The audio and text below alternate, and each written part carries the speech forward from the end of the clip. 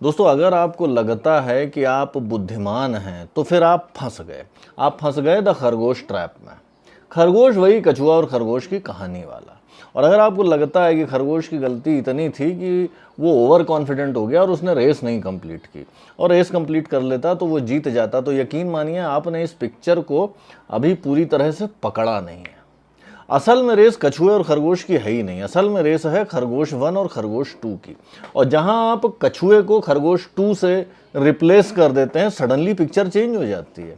भाई, कछुए और खरगोश की तो नॉर्मल नैसर्गिक नेचुरल दौड़ने की जो स्पीड है उसमें बड़ा अंतर है, ज़मीन आसमान का अंतर है। लेकिन खरगोश 1 और खरगोश 2 की नॉर्मल दौड़ने की स्पीड में बहुत ज़्यादा अंतर नहीं होगा, मुश्किल से 10-20% का अंतर होगा। तब जब हम ये एज्यूम करेंगे खरगोश 1 नेचुरली बहुत बुरी तरीके से गिफ्टेड है दौड़ने के मामले में।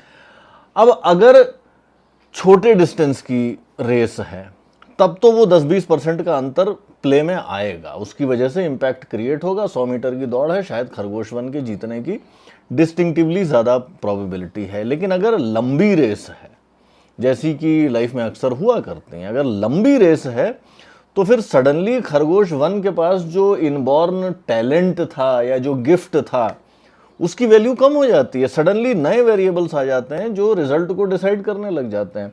एक वेरिएबल जो आ जाता है वो परसिस्टेंस का आ जाता है कि भैया खरगोश 1 और खरगोश 2 में कौन सा खरगोश ज़्यादा लंबे समय तक दौड़ते रहता है, कौन सा खरगोश एक्चुअल में रेस कंप्लीट करता है।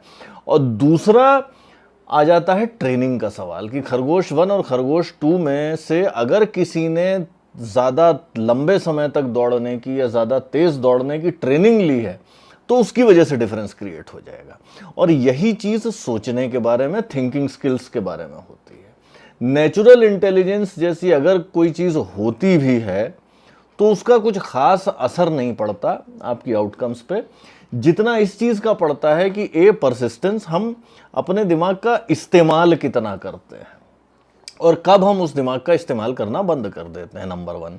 नंबर 2, इस चीज़ से असर पड़ता है कि आपने दिमाग के इस्तेमाल की ट्रेनिंग अपने आप को दी है कि नहीं दी है। काफ़ी कुछ वैसे ही, जैसे अगर मेरा और आपका दौड़ने का मुकाबला हो तो अगर आप अपनी फिटनेस बनाए हुए हैं, दौड़ने की प्रैक्टिस करते हैं, तो आप मुझसे जीत जाएंगे, इस चीज़ की बड़ी अच्छी पॉसिबिलिटी। उसी तरीके से थिंकिंग स्किल्स में भी यही है कि जो नेचुरल इंटेलिजेंस है वो बड़ा फजी कॉन्सेप्ट है, पता नहीं होता है कि नहीं होता। मेरा वोट तो यह है कि ऐसी कोई चीज़ कुछ खास होती नहीं।